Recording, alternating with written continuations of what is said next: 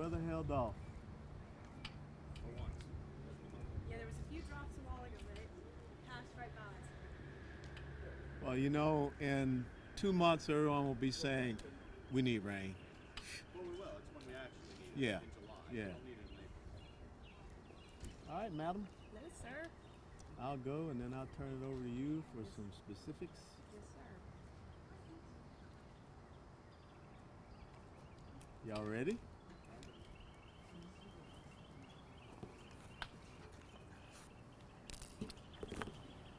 All right. Hey, greetings, everyone. Lieutenant Colonel Allen West, Chairman of the Republican Party of Texas. We appreciate you all coming out for this little press conference and update. One of the things we want to definitely talk about is an assessment of the 87th legislative session. And I think the most important thing to do is just to go right down the line at the legislative priorities that were selected by the body of the state Republican Party last year in their convention. The number one was election integrity, and election integrity passed in the 2020 Republican primary by 98.36% saying yes. And I think it's kind of disappointing that election integrity did not get done in this legislative session. 140 days of legislative session, it was the number one priority of the Republican Party of Texas, the number one priority of the governor. It should have been something that was done. I presume it could have been done by the middle of March, but the fact that now we should have to have a special session for an election integrity, that's very disconcerting. The second priority was religious freedom. We did get one very weak religious liberty bill passed, but 88.61% of Texans wanted to make sure, Texas Republicans wanted to make sure we had religious freedom legislation passed. Monument protection, 2020, 97.3% of Texas Republicans wanted something to protect our monuments. All monuments and markers in our state shall be protected by law from being removed, defaced, destroyed, or otherwise dishonored. No piece of legislation relating to monument protection was passed. I don't even think it got out of the committee. Number 4, child and gender modification. Abolish the following practices for minors: intervention to prevent natural progression of puberty, administration of opposite sex hormones, and performance of any type of gender reassignment surgery. 94.57% of Texas Republicans wanted to see the end of the practice of child gender modification. And both of the pieces of legislation out of the Senate, out of the House, failed. So in other words, we will continue to allow chemical and surgical castration of children in the state of Texas. Unacceptable. Number 5, constitutional carry. Restore legal Texas firearm owners' rights to carry them openly or concealed without a permit while maintaining the option of a permit for reciprocity purposes. We thank the legislature because that did pass the House and the Senate, 1927. As a matter of fact, we are in the district right now of State Representative Schaefer, and we want to send him a big shout out. This is something that you have to understand very simply. There's only one permit you need to be able to have a weapon, and that's your permit right there, the United States Constitution, after you pass a 4473 background check. And so we are humbled and honored. The constitutional carry did pass, and we're just awaiting the governor's signature. The abolition of abortion. Abolish abortion by ensuring the right to life and equal protection of the laws to all preborn children from the moment of fertilization. 68% of Republicans in the primary support that. Now, I will tell you, hats off to the city of Lubbock. Lubbock is now the largest sanctuary city for life in the United States of America. So what we did not get accomplished as a legislature, they did get accomplished in Lubbock, Texas. But we are thankful for the heartbeat bill, recognizing that when the heartbeat does begin, we will not allow that life to be killed. Number 7, school choice for all. Empower parents and guardians to choose from public, private, charter, or homeschool options for their children's education using tax credits or exemptions without government restraint or inclusion. 79% of Republican primary voters supported school choice for all. School choice did not get passed out of committee. Banning taxpayer-funded lobbying. Abolish all forms of taxpayer-funded lobbying. 94.29% of Republican primary voters supported that. Taxpayer-funded lobbying did not get out of committee. So when you look at what happened in this legislative session, we got something done as far as the abortion issue. with the heartbeat bill. We did get constitutional carry. We're still waiting on election integrity, but everything else, it seemed that it just fell apart. We're not pleased with that performance.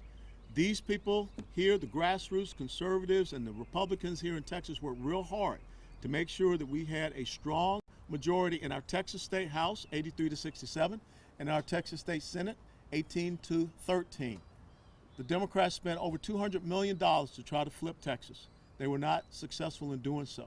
But it's very discouraging to the people that voted for Republicans in Texas to go out and get past these legislative priorities and look at the result. So that's the big concern that we have going forward. And I'll be followed by our Legislative Priorities Committee Chairwoman, Jill Glover, to add even more detail.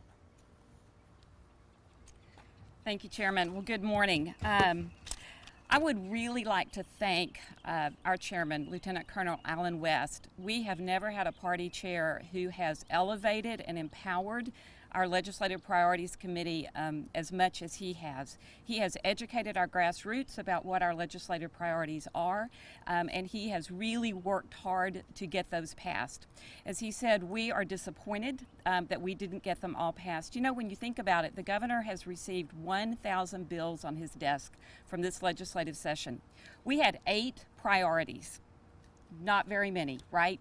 8 simple priorities that reflect our Republican Party platform that is based on limited government and individual liberties. And as he indicated, we got constitutional carry and a little bit of heartbeat, or a little bit of abolish abortion with the heartbeat bill. So we are disappointed. We worked very hard. I will say that the real thanks goes to our grassroots. This session, we had thousands and probably hundreds of thousands of Texans across the state of Texas who knew about our priorities, who made phone calls, who sent emails, and who came to the Capitol in support of these priorities. And I am dismayed and deeply disappointed that our #1 priority, which is protecting the integrity of our elections, was not passed. And frankly, it's a puzzle. Our governor indicated that this was an emergency item for him, so we could have done this at the beginning of the session. We had plenty of time, and yet at the last minute, this particular priority failed.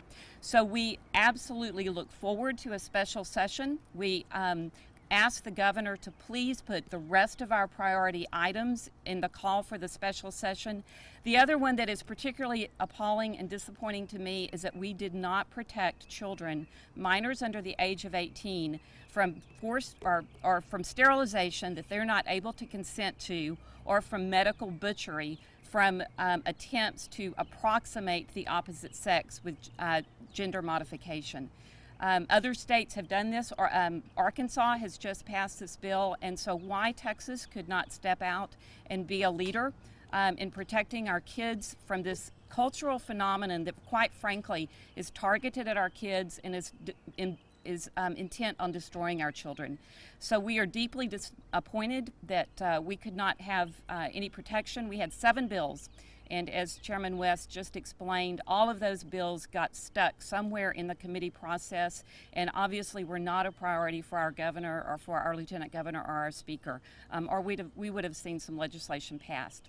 So we thank the grassroots, we thank the various grassroots organizations for all their hard work on constitutional carry. That is your victory. That is not our victory. That is your victory. The people spoke out loud and clear and indicated that they wanted their Second Amendment rights protected. And that is incredibly important. And so we are grateful for that. And we thank you, the Republican voters and the grassroots who worked so hard on that. But we expect our Republican legislators to finish the job. They need to go back, finish the job, get the rest of these priorities passed, and represent us as they said that they would. They represent themselves as Republicans, and we ask that they finish the job. Thank you so much. All right, what are your questions? Chairman, you announced your resignation this morning. Can you tell us a little more about what's next for you? You're going to run for statewide office? You know what? That's one of the things I have to go to the Lord in prayer. I would be very disingenuous with so many people that have asked me to consider something that I would, as Jill just talked about. You don't disrespect the grassroots people. You don't disrespect Texans. You take into consideration what they're asking you to do. I have a servant's heart. That goes all the way back to my dad, who served in World War II, my older brother in Vietnam, myself, my nephew. That's what we do in our family. And many men from Georgia, many men from Tennessee came here to serve the great state of Texas, and so we're going to consider that. Is there a specific statewide office you're thinking about? Oh, I don't know, maybe dog catcher. Land commissioner, one of them? We will make sure that we will let you know when we want you to know. So you're keeping all statewide offices on the table at this point? Well, why not? Maybe something even congressional, because I do live in Texas 32, and there's a guy in Texas 32 that I really don't care for being my congressional representative. Do you have a timeline on when you're going to make a decision about this? My timeline is in my head, and it's not in yours yet. You talk about why after roughly a year as chairman in one session, you felt now was a good time to leave this job? Well, I mean, when you look at it, we've been through a very big national level election. We've been through a legislative session. We had a great success in the municipal level elections. I think our financial position is very strong. And so there's a window of opportunity for you to consider something like this. And I don't want to have a conflict of interest and focusing on that and not being able to fully give myself 110% to the Republican Party of Texas. So I would rather be able to step aside from this and focus and make sure that I can continue on service maybe in a different way. Chairman West, who would you like to see succeed you in this role? Well, I don't know. I mean, that's up to the people here to choose who succeeds. But the most important thing is I want us to continue on in this glide path. I think that, as Jill talked about, we saw people incredibly involved in this legislative session. I see an awakening of people all across the state of Texas, constitutional conservatives that want to be better informed, better educated, and better activated. So hopefully someone will continue down that path. We got two very simple choices, not just in Texas, but in the United States of America. We don't want progressive socialism. We see exactly what is happening in the United States of America. We're seeing the effects of that even here in Texas. So I think if we continue on with strong constitutional conservative principles and values, and that's what this Republican Party stands up for, we'll be in good shape. Now, I know you say you don't have keeping all your options open, but is maybe governor or president potentially on the table in the future? I thought you liked me. Why would you want me to go to Washington, D.C.? No, look, it's very funny that, every day I have my Bible study and my Bible reading,